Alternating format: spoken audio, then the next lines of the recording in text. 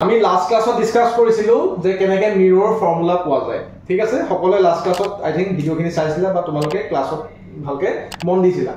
মিৰৰ ফৰ্মুলাটো কি কৈছিলে মিৰৰ সূত্ৰ বা দাপোনৰ সূত্ৰটো কি আছিল 1/v + 1/u = 1/f v মানে হৈছে u মানে কি v মানে আৰু u মানে কি কোৱা সদায় মনত ৰাখিবা u টোৱে বুজায় আমাৰ অবজেক্টৰ ডিসটেন্সটো বুজি পাইছা না কথাটো মানে আমাৰ লক্ষ্য বস্তুৰ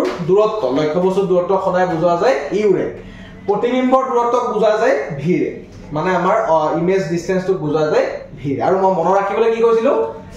u টোৰ পাছতহে v আহে এলফাবেটিক্যাল চালে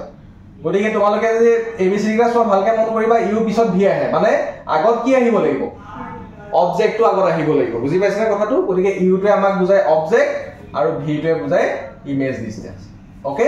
তাৰ পাছত আমি ডিসকাস কৰিলো যে ম্যাগনিফিকেশন কি হয় ম্যাগনিফিকেশন আই থিংক তোমালোকে ম্যাগনিফিকেশন তো সাকে মই বুজোৱা নাছিলো লাস্ট ক্লাস হয়নে ওকে সো ম্যাগনিফিকেশন মানে হৈছে বিবৰ্ধন ম্যাগনিফাইড আমি শব্দটো জানো হয়নে ম্যাগনিফাইড গ্লাস সবে শুনিছা বিবৰ্ধিত গ্লাস হয়নে সো ম্যাগনিফিকেশনে কি বুজায়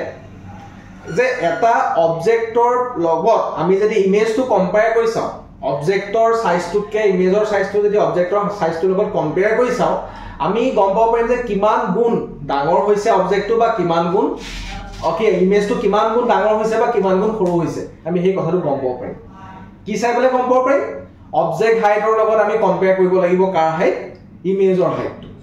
গতিকে ম্যাগনিফিকেশন হেতুৱে তোমালোকে ভালকে দেখিছা থাকে it is a ratio between height of the image and the height of the object এটো হৈছে আমাৰ প্ৰতিবিম্বৰ উচ্চতা আৰু লক্ষ্য বস্তুৰ উচ্চতাৰ মাজত এটা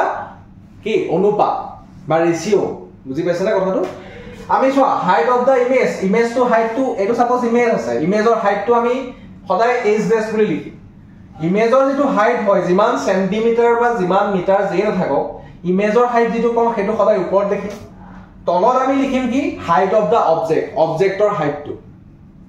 বুজি পাইছা না কথাটো অবজেক্টটো মানে যেটো পজিশন আমি অবজেক্ট ৰাখিছো তা কিমান ওখ অবজেক্ট ৰাখিছো বহুত ডাঙৰ যদি আমি অবজেক্ট ৰাখিছো তাৰ হাইটটো অবিয়াসলি ওখ ডাঙৰ হ'ব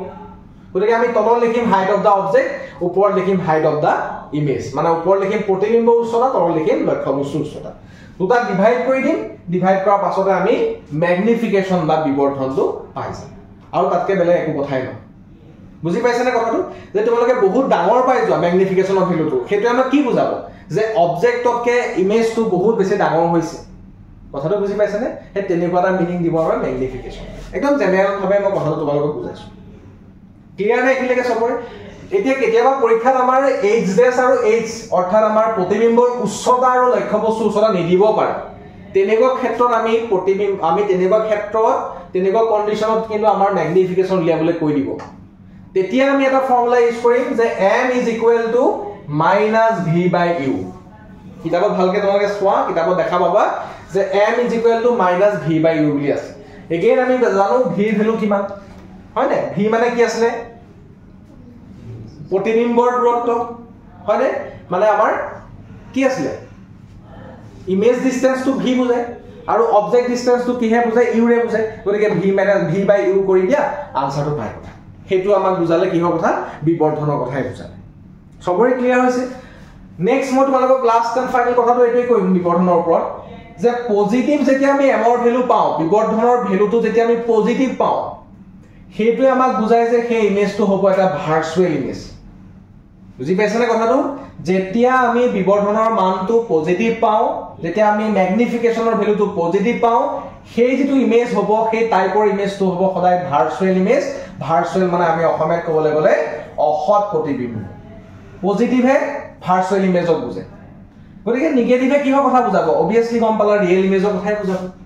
আৰু মনত ৰাখিবলৈ একেবাৰে ভাল নিগেটিভ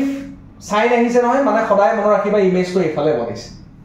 নিগেটিভ সাইনটো সদায় বুজায় আমাক ইমেজটো এফালে থকা কথা বুজি পাইছা না কথাটো মানে মিৰৰখনৰ বাও সাইডে বনিছে আৰু হেতু কাৰণে হেতু এটা নিগেটিভ ভ্যালু আহিছে আৰু হেতু ৰিয়েল ইমেজ হ'ব পজিটিভ আহিছে নহয় দাপোনখনৰ বেক সাইডে আছে বুজি পাইছা না কথাটো দাপোনখনৰ যেতিয়া মিৰৰখনৰ বেক সাইডে থাকিব হেতু সদায় কি হ'ব পজিটিভ হ'ব আৰু হেতু আমি ধৰিম সদায় ভাৰ্চুৱেল ইমেজ গতিকে এই দুটা কথা মনত ৰাখিবা positive M A virtual image দিয়ে নিগেটিভ এম ৰ ভ্যালুটোৱে আমাক ৰিয়েল ইমেজৰ কথা কয় আৰু তোমালোকে নিশ্চয় এটা বস্তু গম পাইছা মই যে হাইটৰ কথা কৈছো যেতিয়া অবজেক্টটো আমি এনেকে থিয়কে ৰাখো থিয়কে যেতিয়া বস্তু থাকে যেতিয়া আমি অবজেক্টটো থিয়কে ৰাখিম তেতিয়া সদায় সেইটো প্লাছত ধৰো আমি যেতিয়া আমি ইমেজটো উল্টাকে পাম বা ইমেজটো কেতিয়াবা থিয়কে ক'ব পাৰো মানে থিয়কে হ'লেতো প্লাছ হ'বই যেতিয়া ইমেজটো আমি উল্টাকে পাম মানে তোমালোকক যেতিয়া মই কৈছো ইনভাৰ্টেড ইমেজ বুলি সেইটো সময়ত তোমালোকে এই যেটো ভ্যালু ল'ব লাগিব ইমেজৰ তেতিয়া সেইটো মাইনাস ল'ব লাগিব সবৰে ক্লিয়াৰ হৈছে নে